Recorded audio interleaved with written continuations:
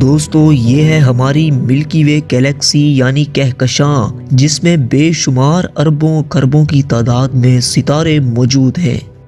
ٹھیک یہاں اس جگہ پر یہ ہمارا ستارہ سورج اور اس کے گرد گھومتے ہوئے چند نہایت خوبصورت سیارے یعنی پلینٹس اور ان کے چاند بھی موجود ہیں۔ انہی میں سے ایک ہمارا گھر بھی ہے، یہ سیارہ ارتھ، جس پر ہم سمیت لاکھوں کی تعداد میں سپیشیز رہ رہی ہیں، یہ بھی اسی سورج کا چکر لگا رہا ہے۔ ان تمام خوبصورت پلینٹس اور سورج جس کے گرد یہ چکر لگا رہے ہیں، ان کو ملا کر ہمارا سولر سسٹم بنتا ہے۔ مگر آج سے 4.6 بلین سال پہلے یہاں پر کچھ بھی موجود نہیں تھا، نہ ہی سورج اور نہ ہی اس کے گرد گھومتے ہوئے خلا میں تیر رہے یہ دلکش سیارے۔ آئیے 4.6 بلین سال پیچھے چل کر دیکھتے ہیں کہ کیسے ایک دھندلا بادل اور ایک ستارے کی موت ہمارے سولر سسٹم کے بننے کا سبب بنے تھے۔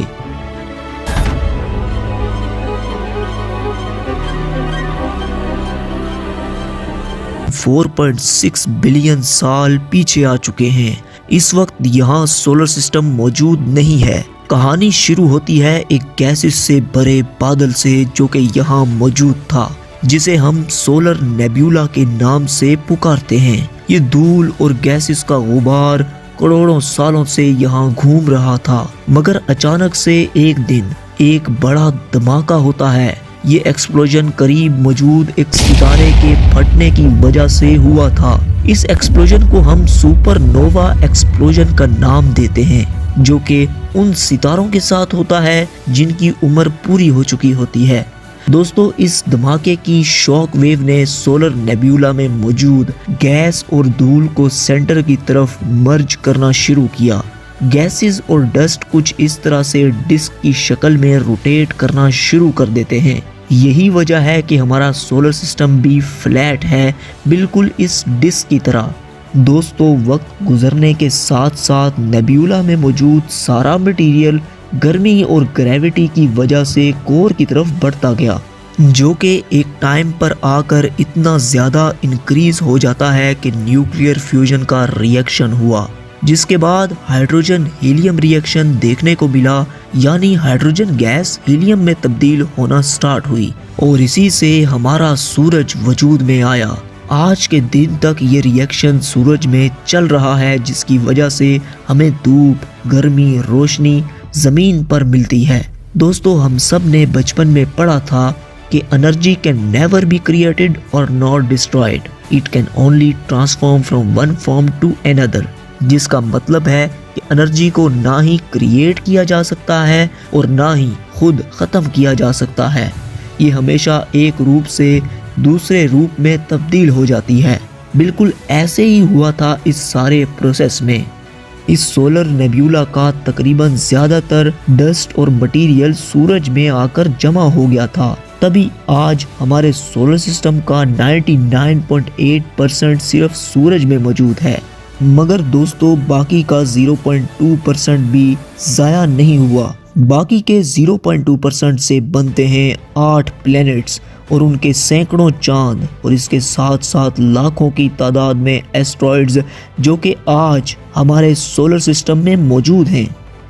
سورج کے بننے کے بعد سب سے پہلے وجود میں آتا ہے ہمارے سولر سسٹم کا سب سے بڑا پلینٹ جوپیٹر۔ چونکہ یہ پلینٹس میں سب سے پہلے بنا تھا، اسی لیے اس کا سائز سارے پلینٹس سے بہت بڑا ہے۔ جوپیٹر کو شروعات میں زیادہ ڈسٹ اور مٹیریل کو اکٹھا کرنے میں کافی وقت ملا تھا، اور سائنٹسٹ کا ماننا ہے کہ اگر جوپیٹر کا سائز مزید بڑھ جاتا تو یہ ایک ستارے کی شکل اختیار کر سکتا تھا، یعنی آج جوپیٹر ایک سیارہ نہیں بلکہ ستارہ ہوتا۔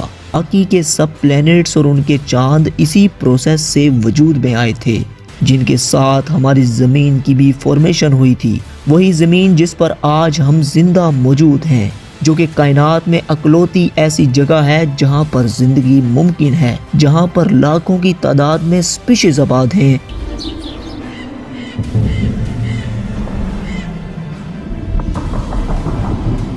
اور اس وقت ایک بڑا آبجیکٹ یا پلینٹ جس کو ہم تھیا کہتے ہیں وہ زمین سے ٹکرایا تھا، جس کے بعد چاند زمین سے الگ ہو کر فارم ہوا تھا۔ ہمارے چاند نے زمین کو سٹیبل کیا اور اسی سٹیبلٹی نے زندگی کو جنم لینے کا موقع دیا۔ ناظرین، اربوں سالوں کے ایک لمبے عرصے کے بعد ہمارا نظام شمسی بنا ہے۔ اس جیسے کروڑوں کی تعداد میں ہماری ملکی وے گلیکسی میں موجود ہیں۔ تو دوستو، یہ تھی ہماری آج کی ایپیسوڈ۔ جانے سے قبل چینل کو سبسکرائب کرنا مت بھولیے گا۔